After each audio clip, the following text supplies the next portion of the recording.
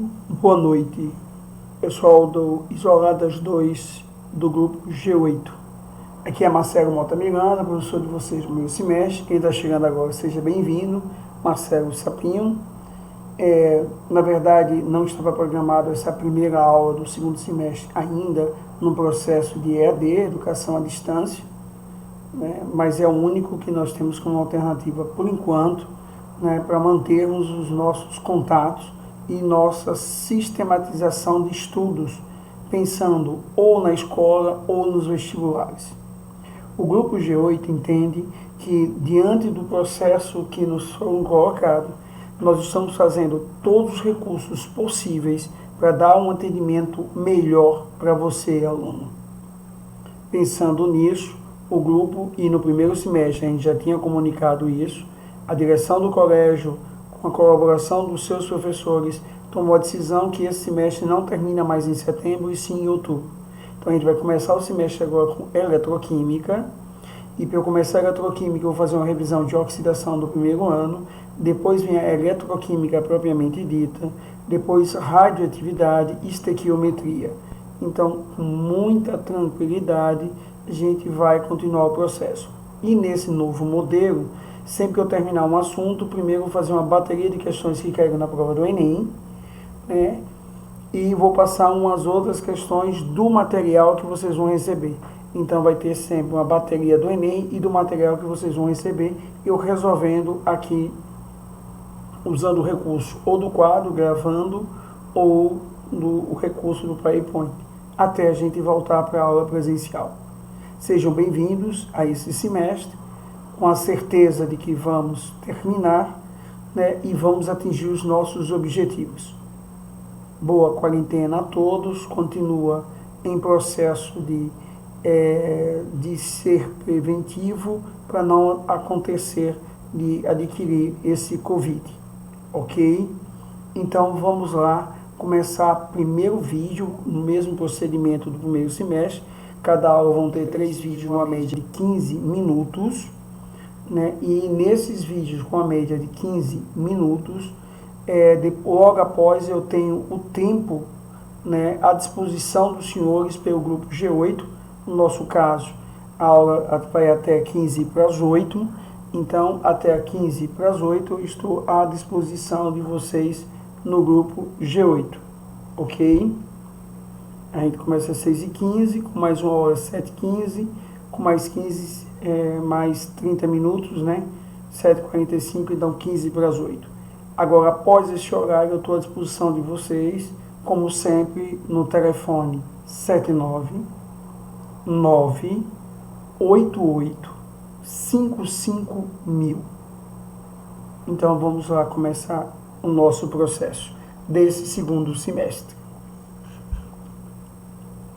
Então, a gente vai começar agora o processo do segundo semestre.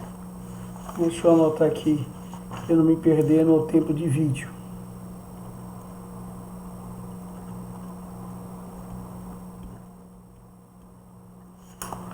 Então vamos lá.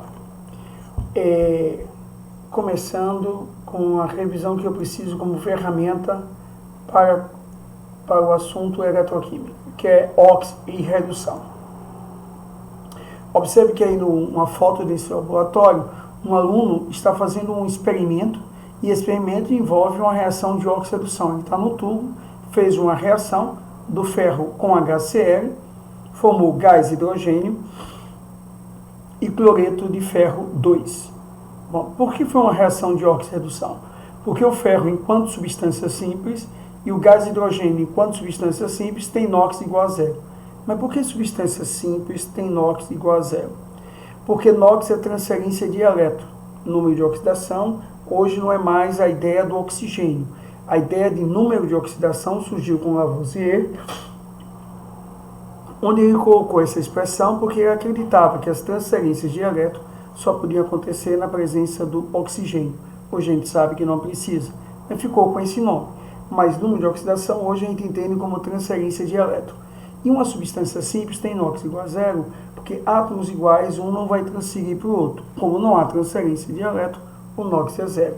Então toda substância simples, como o ferro e o gás hidrogênio, tem NOx igual a zero. Só que depois da seta, o ferro deixou de estar sozinho. E o gás hidrogênio, que antes estava combinado, agora está sozinho. Então, houve uma mudança de NOx. Então, é uma reação de oxi-redução. Além disso, a gente viu no primeiro ano que existem dois tipos de ferro, o ferro 2 e o ferro 3. Esse é o ferro 2. Então, eu tenho o ferro metálico, mais ácido clorídrico, que no comércio é chamado de ácido muriático, se transformou em gás hidrogênio e cloreto de ferro 2 ou cloreto ferroso. Por que essa reação ocorreu? Essa reação ocorreu por um motivo básico. Ela ocorreu por quê? Porque é uma reação chamada de simples troca ou deslocamento. Essa reação só ocorre se a substância simples, no caso o ferro, é mais reativa do que o hidrogênio. E na fila de reatividade, o ferro é metal comum, os metais comuns são mais reativos do que o hidrogênio. E aí o ferro entra no lugar do hidrogênio e o hidrogênio é deslocado na forma de gás hidrogênio. Por isso é a reação de simples troca ou deslocamento. Então vamos lá. Nessa reação, o que a gente percebe? Ferro soltou 2 mols de elétron para o hidrogênio, porque aqui o hidrogênio separa H mais Cl-. O ferro cedeu elétrons, logo quem cede elétrons sofre oxidação. O hidrogênio recebeu o elétron do ferro, então quem recebe sofre redução. Há uma outra maneira de entender, que a gente viu no primeiro ano com os nossos professores.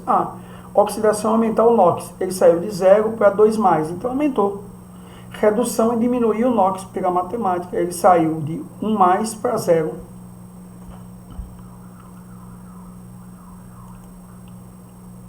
O ferro perdeu o elétron, e a perda de elétron é a oxidação. O hidrogênio ganhou o elétron do ferro, redução é o ganho de elétron. Número de oxidação é NOx. O ferro saiu de 0 para 2+. O hidrogênio saiu de 1+ para 0. O número que mede a carga real ou aparente de uma espécie química, nós chamamos de NOx. Então, ferro 0, substância simples, hidrogênio mais, cloro, por ser bastante negativo da família 7A, 1-, hidrogênio, substância simples 0, ferro 2+, cloro menos. Então, quem mudou o NOx? O ferro mudou o NOx e o hidrogênio também mudou o NOx.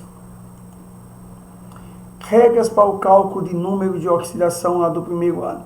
Todo átomo de uma substância simples possui NOx igual a 0, porque não há transferência de elétron, logo o NOx é igual a 0. Correto?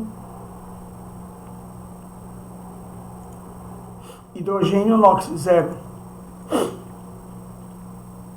P4, NOx 0. Só lembrando que P4 é uma variedade aerotrópica do fósforo. Existe P4 vermelho e P4 branco. Hélio, NOx 0. Sobre o hidrogênio em seus compostos. Quando o hidrogênio está no composto, quando o hidrogênio se liga aos não metais, o NOx dele é 1+. HBr, água e NH3. Por quê? Porque ao lado de não metal, o ametal é mais eletronegativo do que ele, então ele assume a carga positiva.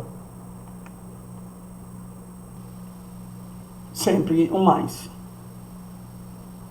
Quando o hidrogênio está ligado a metal, aí o NOx dele é 1-. Porque os metais são mais eletronegativos, mais eletropositivos do que ele. Então ele assume agora uma carga negativa de receber esse elétron. BH2, hidreto de bário, NaH, hidreto de sódio.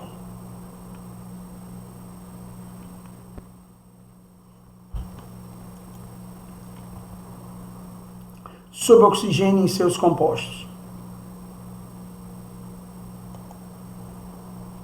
Oxigênio, por regra geral, tem NOx 2-, sempre. Ele, como elemento mais eletronegativo, ele é sempre 2-. O oxigênio nos peróxidos tem NOx médio 1,5, -1, mas aí é NOx médio. Na verdade, ele continua sendo 2-, mas como são dois oxigênios juntos, a média dá 1-. Aqui é o peróxido de hidrogênio, que em solução aquosa é chamado de água oxigenada. peróxido de sódio, peróxido de bário. Isso aí é NOx médio. No superóxido, o NOx médio também muda, não é 2 menos, 1 médio. Alguns átomos em uma substância composta possuem NOx constante. Hidrogênio, prata dá 1A, 1+. E os elementos dão 1A, 1+. Ag sempre 1+, então aí você calcula o NOx do NO3.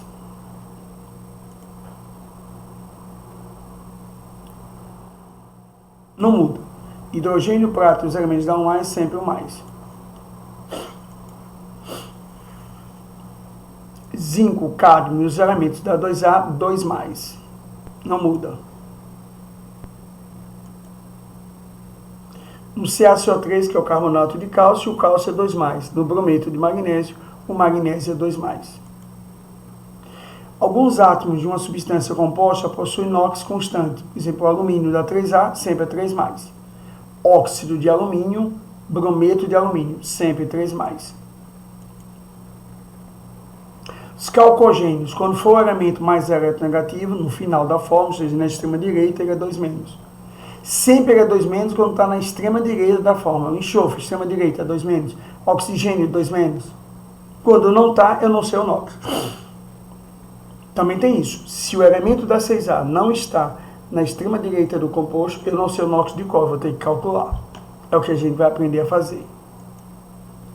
Alguns átomos de substâncias compostas possuem NOx constante. Vamos ver o que mais.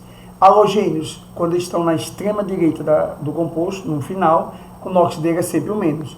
6A, 2-. 7A, 1-. 5A, 3-. Quando estão na extrema direita do composto, no final do composto.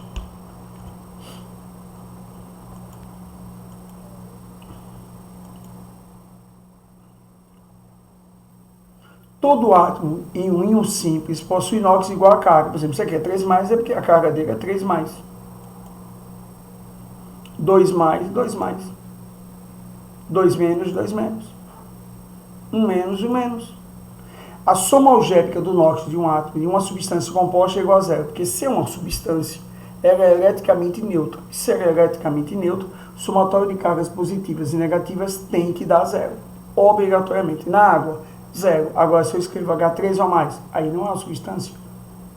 Né? Aí é uma espécie, porque ela está a mais. NH3, 0. NH4+, aí é uma outra espécie.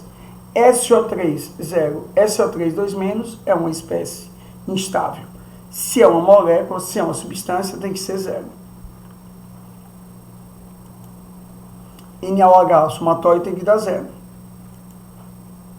Se o sódio é 1+, o oxigênio é 2-, o hidrogênio é 1+, fecha a 0.